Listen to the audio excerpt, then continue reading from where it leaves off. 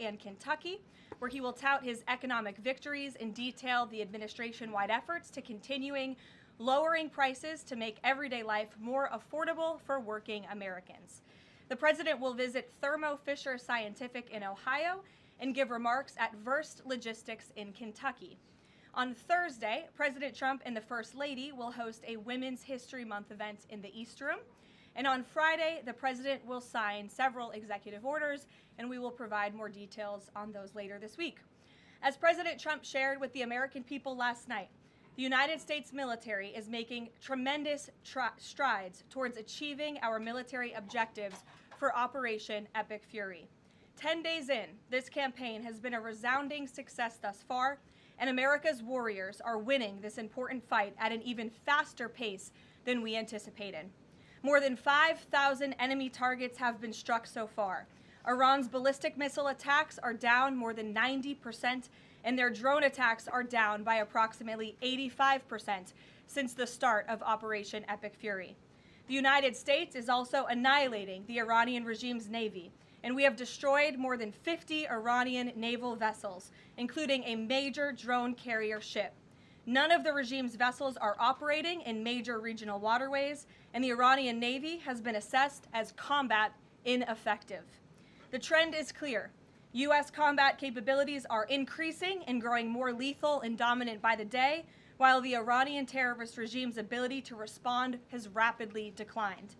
Now, the U.S. military is moving to dismantle Iran's missile production infrastructure.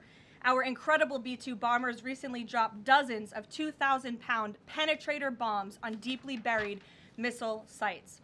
Last night, President Trump reiterated his commitment toward keeping oil flowing through the Strait of Hormuz so the United States and all of our allies can receive their energy needs. President Trump will not allow rogue Iranian terrorists to stop the freedom of navigation and the free flow of energy. Let me be clear. It is a good thing to wipe out terrorists who indiscriminately target civilians and attempt to hold the global economy hostage, and President Trump should be commended for doing so. As the president made unequivocally clear to the remaining elements of this terrorist regime in his statement yesterday, if they do anything to stop the flow of oil or goods within the Strait of Hormuz, they will be hit by the world's most powerful military 20 times harder than they have been hit thus far. Moving forward, the stated objectives for Operation Epic Fury remain the same: destroy the terrorist regime's ballistic missiles, raise their Iranian missile industry to the ground, ensure their terrorist proxies can no longer destabilize the region, and ensure that Iran never obtains a nuclear weapon. President Trump remains confident these goals will be accomplished in swift fashion. As for the oil, President Trump fully expected the rogue Iranian regime to try and disrupt the global markets. That's why President Trump and his energy team have been planning for this long before the strike and have moved quickly to address these temporary disruptions. Thus far, the Trump administration has offered political risk insurance to tankers operating in the Gulf. The Treasury temporarily waived certain oil-related sanctions, and the Commander-in-Chief has offered the U.S. Navy to escort tankers when necessary. The president and his energy team are closely watching the markets, speaking with industry leaders, and the U.S. military is drawing up additional options following the president's directive to continue keeping the Strait of Hormuz open. I will not broadcast what those options look like, but just know the president is not afraid to use them. Rest assured to the American people, the recent increase in oil and gas prices is temporary, and this operation will result in lower gas prices in the long term. Once the national security objectives of Operation Epic Fury are fully achieved, Americans will see oil and gas prices drop rapidly, potentially even lower than they were prior to the start of the operation. And we will live in a world where Iran can no longer threaten the United States or our allies with a nuclear bomb. On another matter here at home, President Trump is urging Congress to pass the Save America Act, one of the most critical pieces of legislation in our nation's history. The Save America Act is overwhelmingly popular with all Americans because each provision is rooted in common sense. The Save America Act has 5 simple requirements as requested by the President of the United States. Number 1, voters have to show ID to cast a ballot in an American election. Very simple. 90% of Americans, including more than 80% of Democrat voters, agree with this. Number 2, the Save America Act will require all voters to show proof of citizenship in order to register to vote in American elections. Again, this is popular and rooted in common sense. Only American citizens have the right to vote in American elections. But after Joe Biden and the Democrats allowed tens of millions of illegal aliens into our country, it's more important than ever to ensure that only American citizens are registering to vote on our nation's voter rolls, and Congress needs to pass this. Number 3, the Save America Act abolishes the incredibly unsecure practice of universal mail-in ballots, which throw the door wide open for fraud. Importantly, the Save America Act maintains exceptions for Americans to use mail-in ballots for illness, disability, military, or travel reasons. The bipartisan 2005 report of the Commission on Federal Election Reform, chaired by, of all people, former President Jimmy Carter and former Secretary of State James Baker, concluded that, quote, absentee ballots remain the largest source of potential voter fraud, and it is time for Congress to finally address this. Number 4, the Save America Act permanently bans men from competing in women's sports. President Trump signed a landmark executive order upholding the promise of Title IX and ending this dangerous and unfair practice. But now it's time for Congress to codify this into law. Number 5, the Save America Act bans transgender mutilation surgery for children. Again, President Trump signed a common sense executive order to do this and kept his promise to the American people, but now Congress needs to do the same and codify it. It's well past time for Democrats in Congress to stop perpetuating the radical and false claim that you can somehow change a child's sex. You cannot. Passing the Save America Act is the most important thing that Republicans and, frankly, Democrats can do to strengthen election integrity and protect our democracy. It's what the American people elected Republicans to do, and they must deliver on it as soon as possible. The president is calling on Congress to get the job done and send this historic piece of legislation to his desk immediately for signature. So with that today, I will take your questions. Benny, thank you for being here, and why don't you start us off? Thank you, Karoline. So my first question is actually about the Save America Act. So one of the biggest things that the Democrats are saying, the claims that they're making, is that the Save America Act, it would prevent married women from voting in elections or make it harder for them. What do you have to say to those claims? Is there any validity to them, and where do you think they're getting this from? There is zero validity to these claims, and I'm glad that you brought them up, because you have the Democrats who have created this myth, and it has been perpetuated, unfortunately, by many in the mainstream media. Let me be very clear. The Save America Act does not prohibit anyone from voting, with the exception of illegal aliens. And the greatest way to disenfranchise American citizens from voting in American elections is to allow illegal aliens to vote, which is what Democrats want to do. We see it taking place in Democrat jurisdictions at the state and local level across this country. So the Save America Act corrects that. And as far as married women who have changed their name, if they're already registered to vote, they're entirely unaffected by the SAVE Act. And for the small fraction of individuals who have changed their name or their address, they can still register to vote, of course. They just have to go through their state processes to update that documentation. And this is something that the American people, married women, and minorities, and people all across this country who Democrats are insultingly saying cannot do this, they're already doing it every day, going to the Social Security office, going to the DMV, and I think it's frankly insulting that the Democrats are saying that there are certain groups of people in this country who aren't smart enough to update their documentation to allow them to vote. Again, this is a huge myth, and thank you for giving me the opportunity to address it. Of course, and then just one more question about DHS. The funding issue has been 3+ weeks now.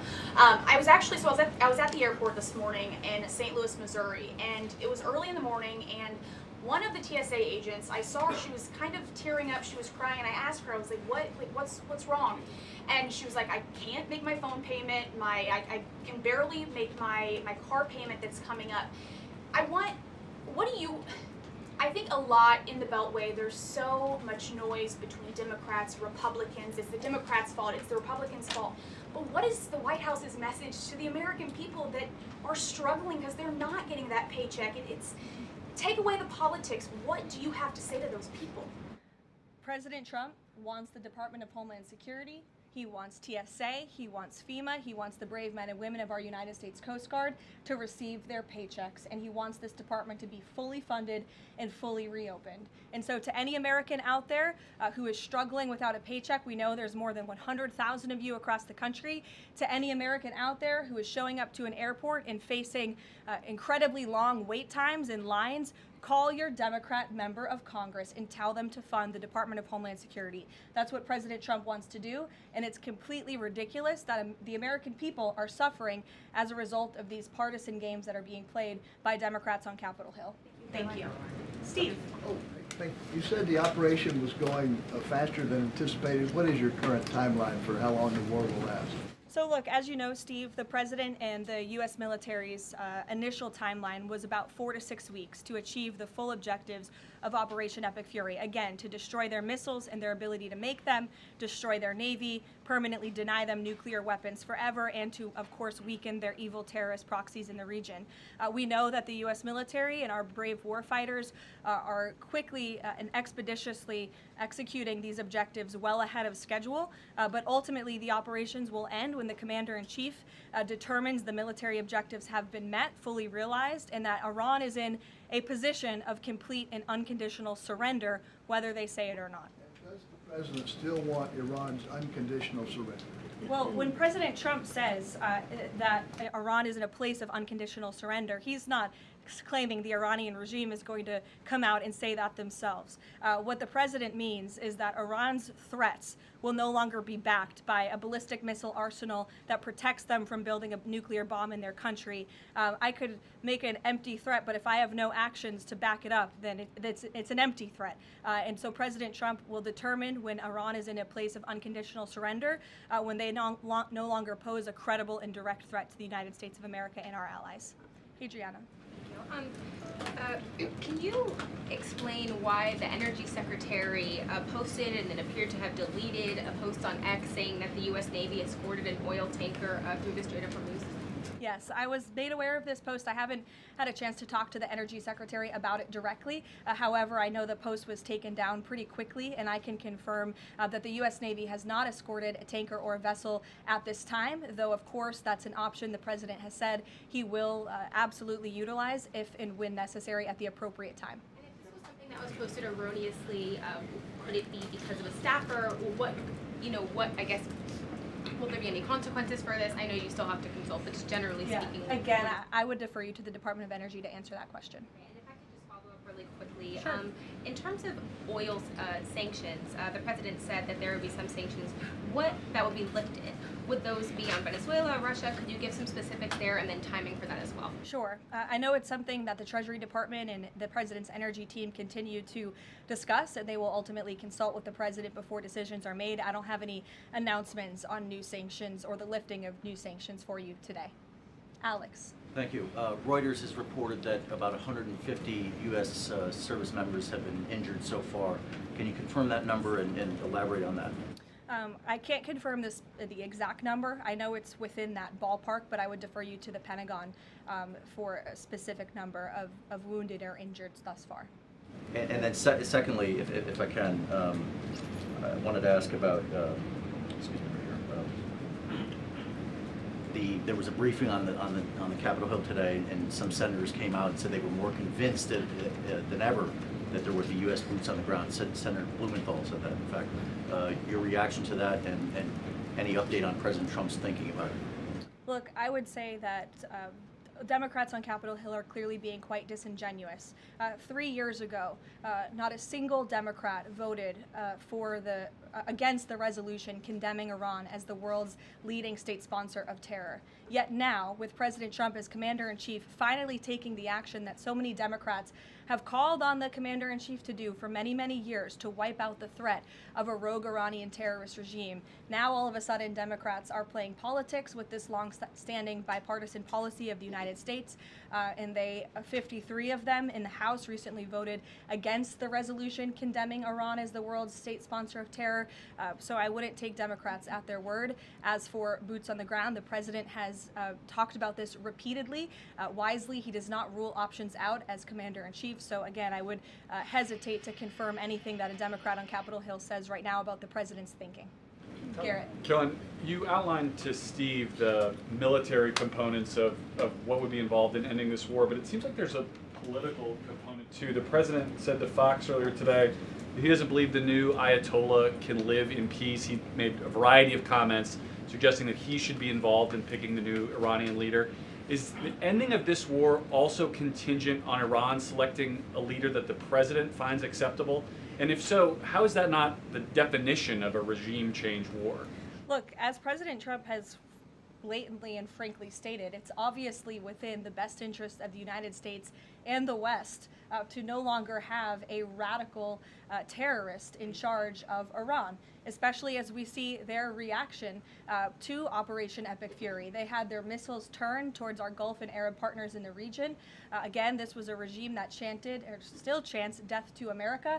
We look at the way that they are holding the entire world hostage with the restricting of the free flow of energy through the Strait of Hormuz.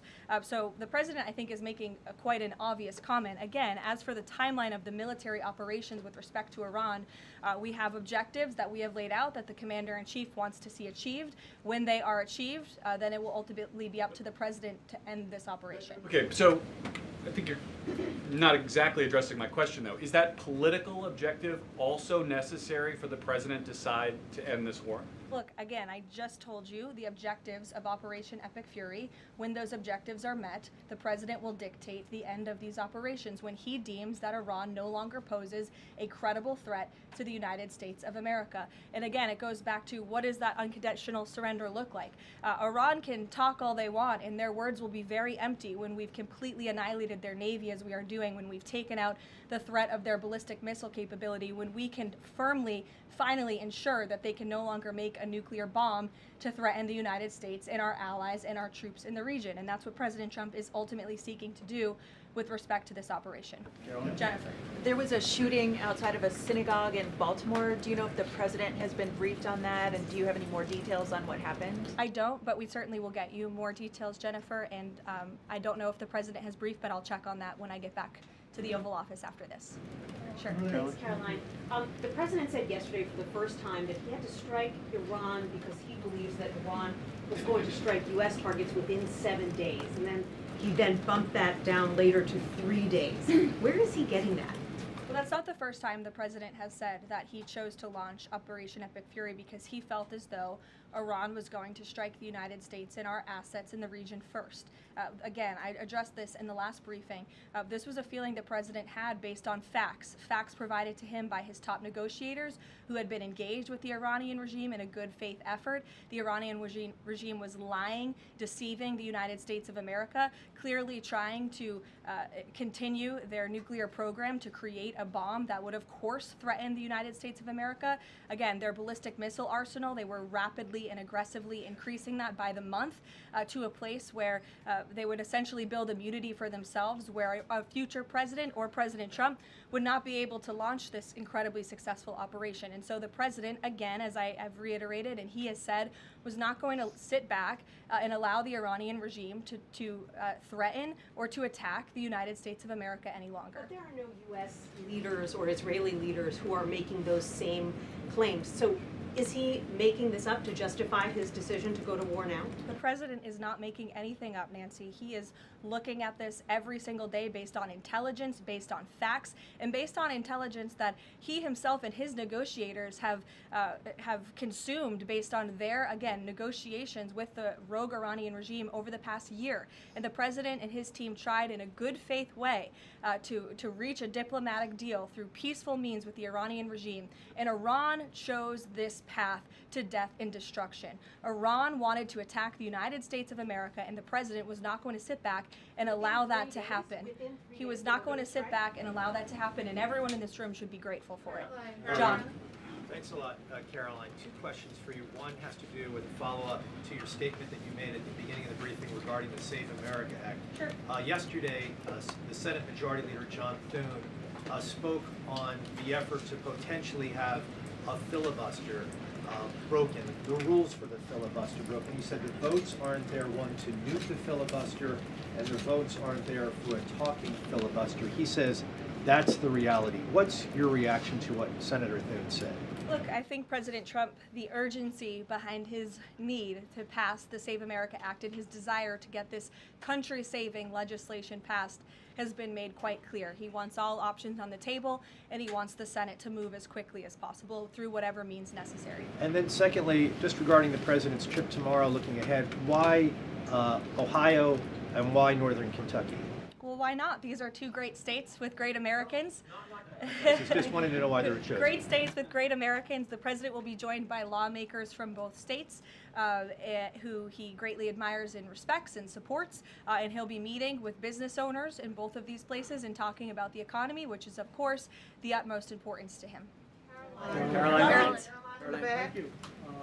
Last week, the Energy Secretary issued a waiver for India to get oil, Russian oils during this energy crisis. Yes. Have you spoken to President about it? What's the idea behind this? Have I spoken to the president about it? Yeah. Yes, I have spoken to the president about it.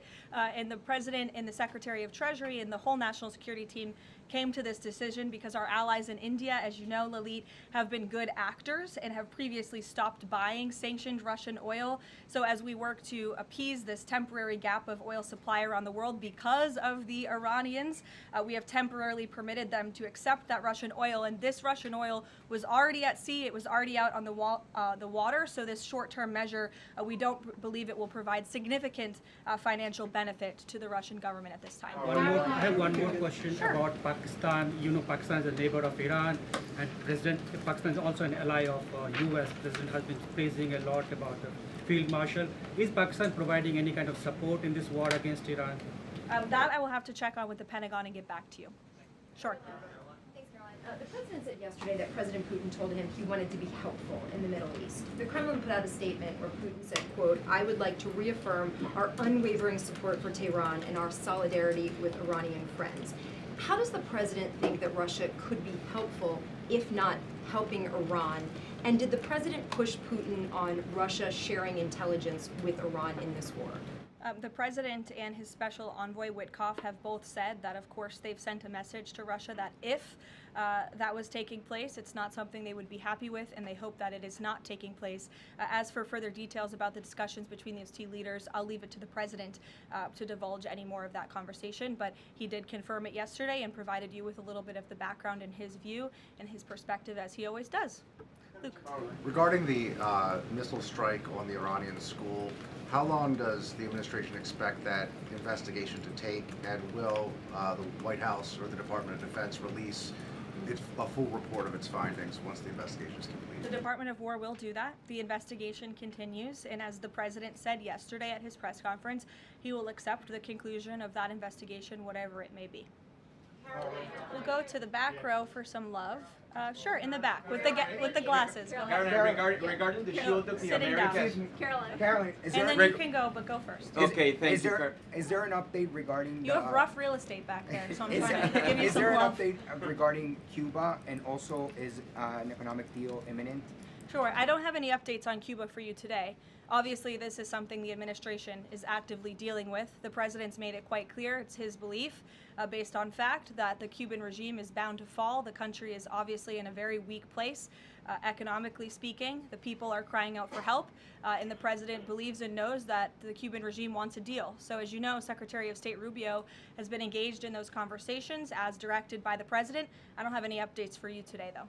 Thank you, Caroline. Regarding the Shield of the Americas, the initiative by President Trump this weekend, big names, a lot of countries, but some notable absences. For instance, Colombia, which is a key ally with the United States in terms of counter-narcotics. And President Gustavo Petro was here at the White House, and he met with President Trump. Why wasn't Colombia invited to the Shield of the Americas? I don't think we're seeing the level of cooperation we quite want to see yet from the Colombian government to invite them to the Shield of America's event and pact, but we certainly hope that this newfound organization will expand and we can continue to invite additional member countries. But there was quite a few countries there. I believe there were 17 countries represented, 12 heads of state with the president over the weekend. They signed a defense agreement with all of our militaries to emphasize the need to combat drug cartels through Latin America in the Western Hemisphere, and ultimately, of course, to curb the illegal trafficking trafficking of drugs to the United States, which is the president's utmost priority in all of this. So it was a great event on Saturday, and we look forward to the coalition expanding. Kelly in the back.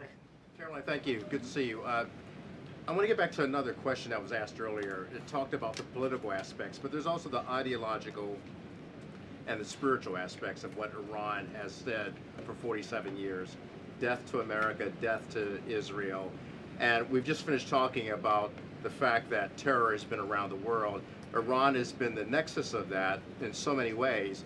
Has the president stated clearly to the American people why this is such an imminent threat in order for Democrats on Capitol Hill and Republicans and the American people to understand how imminent the threat was? I think he has, Kelly. I mean, you've heard from the president on an almost daily basis over the course of the past 10 days. You've heard it from me at this podium. You've heard it from the Secretary of War, the Secretary of State, the Vice President of the United States.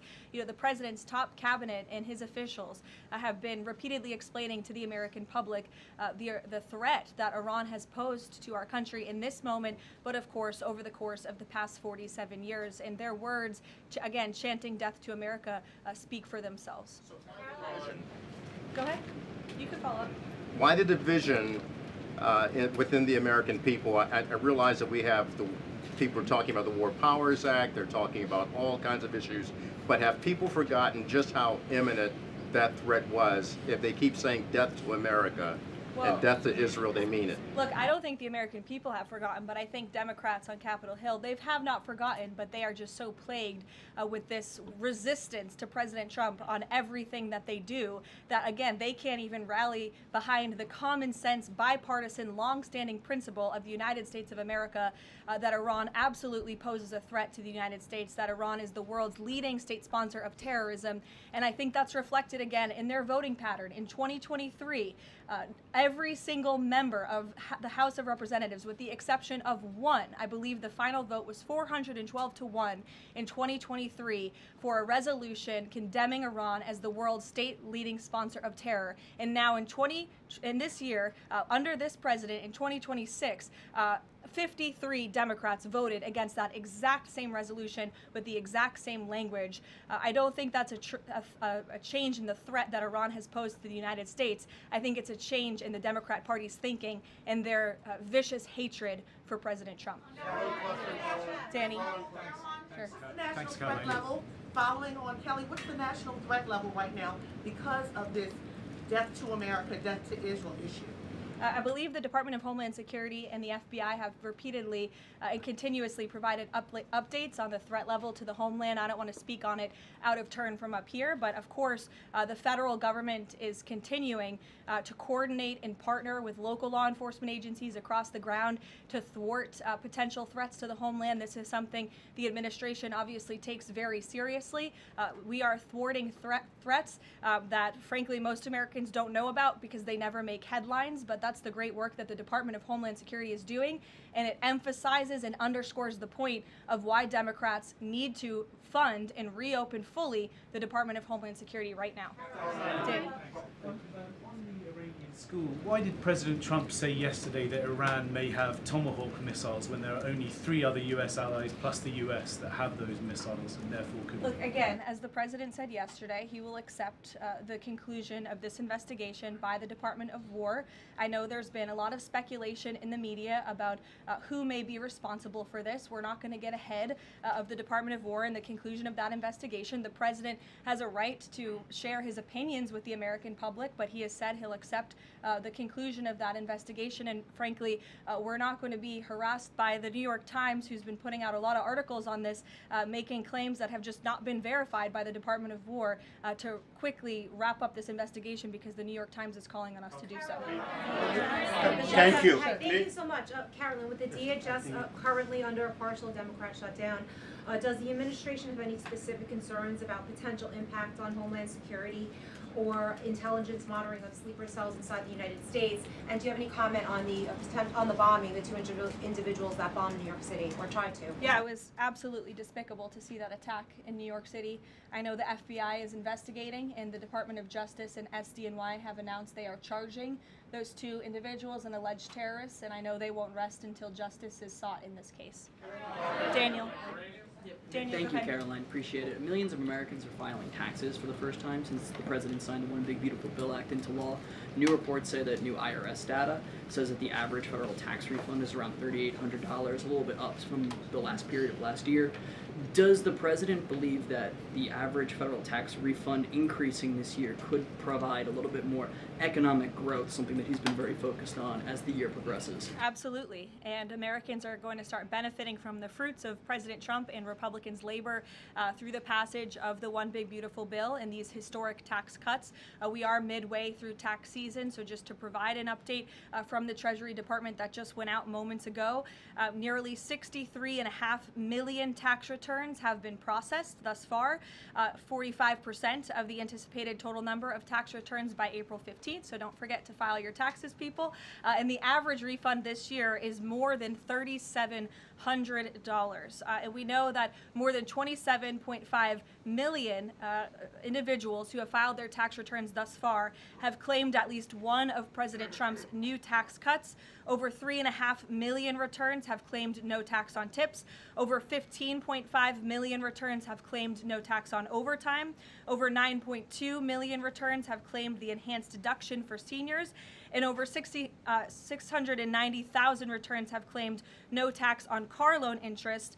And another amazing statistic, nearly 3.5 million Trump accounts have been opened for children in our country thus far. So we look forward to, I know the Treasury Department continues to look forward to seeing these checks go out the door and into the pockets of hardworking Americans, and the president will be meeting with them himself tomorrow on the road in both Ohio and Kentucky, and we look forward to seeing you all there. Thank you, guys. Thank you, Caroline.